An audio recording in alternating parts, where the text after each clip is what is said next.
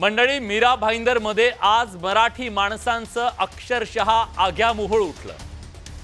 ज्या मीरा भाईंदरमध्ये परप्रांतीयांनी बंद पाळला, आर्थिक ताकद दाखवून दिली, नाकावर टिचून मोर्चा काढला, तिथं मराठी माणसाला मोर्चा काढायला पोलिसांनी परवानगी दिली नाही। म्हणून सामान्य मराठी माणूस आग्यामोहोळासारखा घरातून बाहेर पडला।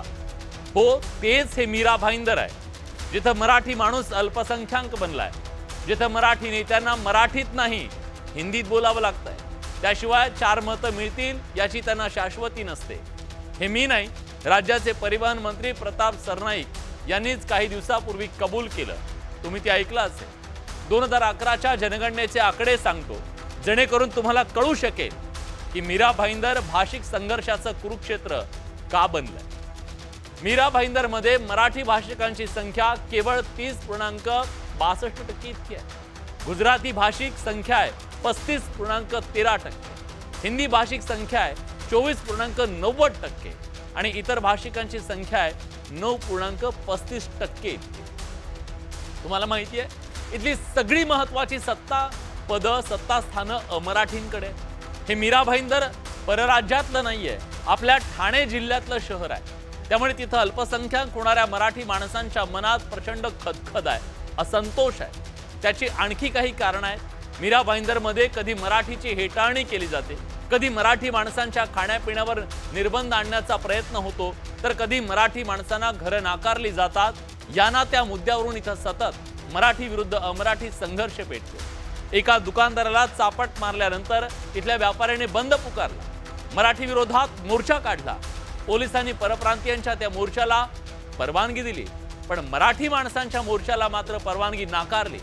एवढंच नाही तर मध्यरात्री पोलिसांनी मनसेच्या आणि मराठी एकीकरण समितीच्या नेत्यांची धरपकड सुरू केली। या दडपशाही विरोधात सामान्य मराठी माणसाचा जनक्षोभ उसळला।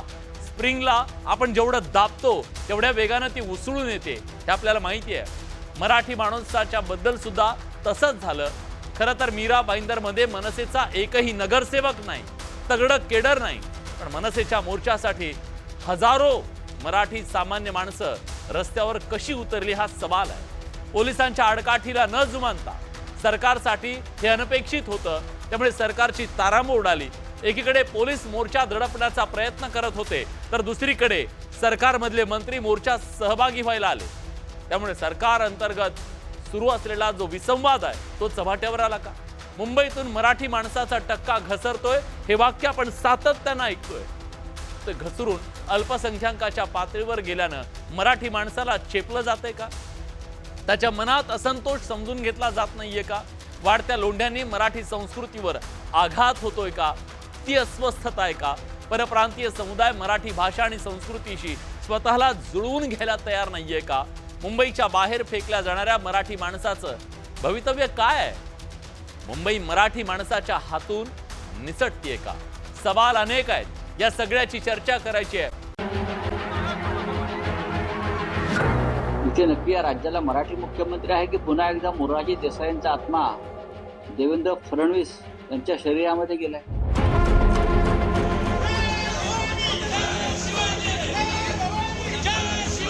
महाराष्ट्रात मराठी माणसाच्या मोर्चाला परवानगी मिळत नाही।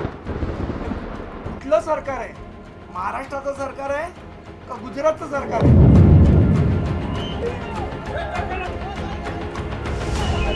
त्याच्या पुढे मराठी माणसाच्या नादाला कोणी लागेल त्यांनी लक्षात ठेवा, आम्ही आता एकत्र होणार। जेवढं वेगळं व्हायचं तेवढं झालं। आता याच्या पुढे मराठीसाठी आम्ही एकत्र आहोत।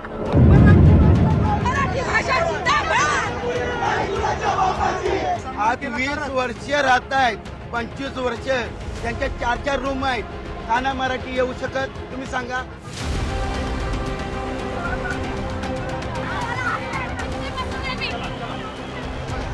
राज्यातल्या मराठी अमराठी वादाचं प्रतिबिंब दिसलं मीरा रोडमध्ये।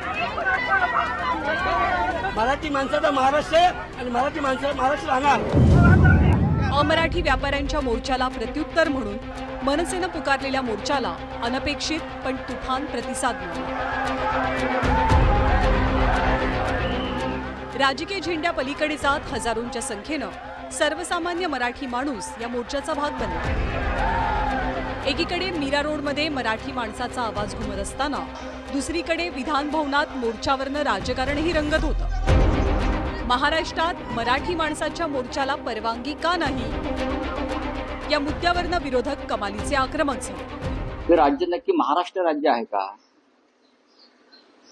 इथे नक्की या राज्याला मराठी मुख्यमंत्री आहे की पुन्हा एकदा मोरारजी देसाईंचा आत्मा देवेंद्र फडणवीस यांच्या शरीरामध्ये गेलाय आणि त्यानुसार ते अशा अघोरी कामं करायला लागले.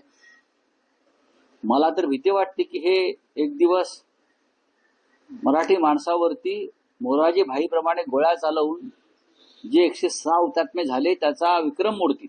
त्यांच्या मोर्चाला परवानगी मिळते आणि महाराष्ट्रात मराठी माणसाच्या मोर्चाला परवानगी मिळत नाही. हे कुठलं सरकार आहे? महाराष्ट्राचं सरकार आहे का गुजरातचं सरकार आहे? आणि त्यांना काय वाटलं आमच्या नेत्यांना अटक केली तर मोर्चा निघणार नाही?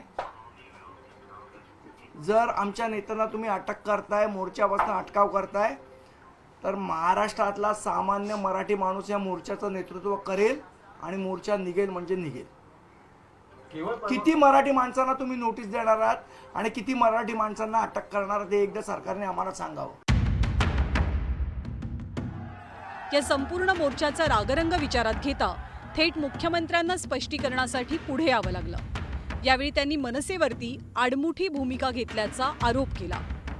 ते जाणीवपूर्वक अशा प्रकारचा रूट मागत होते की ज्यातनं कुठेतरी संघर्ष होईल आणि पोलिसांचं म्हणणं असंही होतं की या संदर्भात काही लोकांच्या संदर्भात त्यांच्याकडे काही इनपुट्स आले होते की त्यांना त्या ठिकाणी वेगळ्या प्रकारची काही कारवाई करायची आहे आणि म्हणून पोलिसांनी त्यांना एवढं सांगितलं होतं की जो नेहमी रूट असतो मोर्चाचा तो रूट तुम्ही घ्या, अशा प्रकारचा रूट घेऊ नका.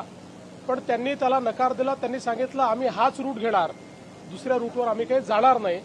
म्हणून पोलिसांनी ती परवानगी नाकारली असं मला आत्ताच सीपींनी सांगितलेलं आहे. राज्यात आधीच मराठी अमराठी वाद पेटलेला असताना मीरा रोडच्या मोर्चानं राजकारणात भर घातली. मोर्चाच्या मुद्द्यावरनं सरकारमध्येही दोन मतप्रवाह दिसले. शिंदेंच्या शिवसेनेकडनं प्रताप सरनाईक मराठी प्रेमी म्हणून सरकारचा भाग असूनही अधिवेशनातनं थेट मीरा रोडकडे निघाले. हिम्मत असेल तर पोलिसांनी आपल्याला अटक करावी असं खुलं चॅलेंजही त्यांनी दिलं. पण मोर्चास्थळी पोहोचल्यावर त्यांना मोर्चेकऱ्यांच्या रोषाला सामोरं जावं लागलं. या गोंधळामुळे सरनाईकांना मीरा रोडमधनं आल्या पावली माघारी फिरण्याची वेळ आली. एका मोर्चेकरानं त्यांच्यावरती चक्क पाण्याची बाटली फेकली.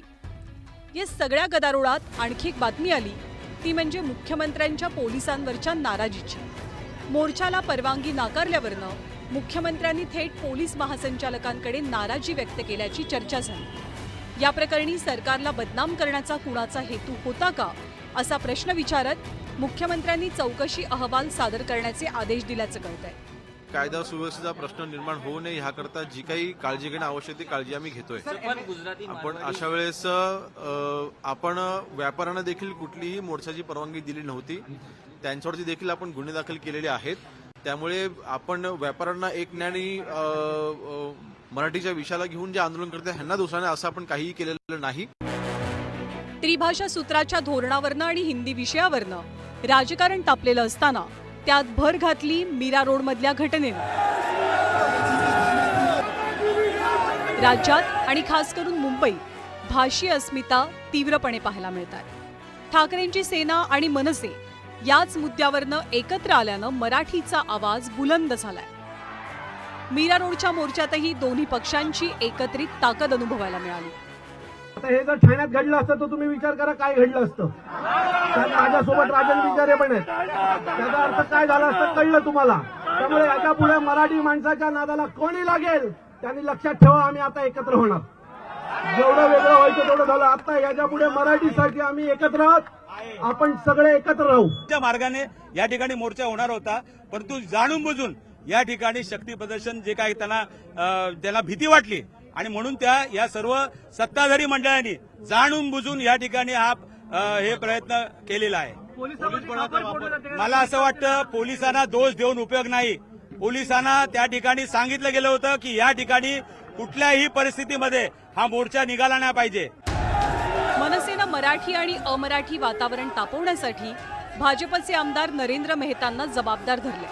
या वादाच्या आगीत तेल ओतण्याचं काम मेहतांनी केल्याची टीका मनसेनं केली आहे। अविनाश जाधवजी हे सुद्धा मीरा भाईंदरला आलं आणि त्यांनी बुडबुडावेचे आरोप लावले की हे सगळी खेळी भारतीय जनता पक्षाची किंवा नरेंद्र मेहताची आहे। यावेळी व्यापारी सर्व संघटित झाले, एकत्रित झाले की अशा प्रकारची दादागिरी सहन केली जाणार नाही, म्हणून व्यापाऱ्यांनी स्वखुशीने तो मोर्चा काढला आणि आम्ही काढला असतं लपून छपून नाही काढलं असतं, खोलूनच काढलं असतं। मेहता या लोकांनी आम्हाला शिकवलं काय मराठीचं काय करायचं ते। आज तुम्ही परवानगी न घेता त्या मोर्चाला सपोर्ट करताय। आज इकडचा आमदार म्हणून मराठी माणसाला सपोर्ट करायला नरेंद्र मेहता इथे पाहिजे होता।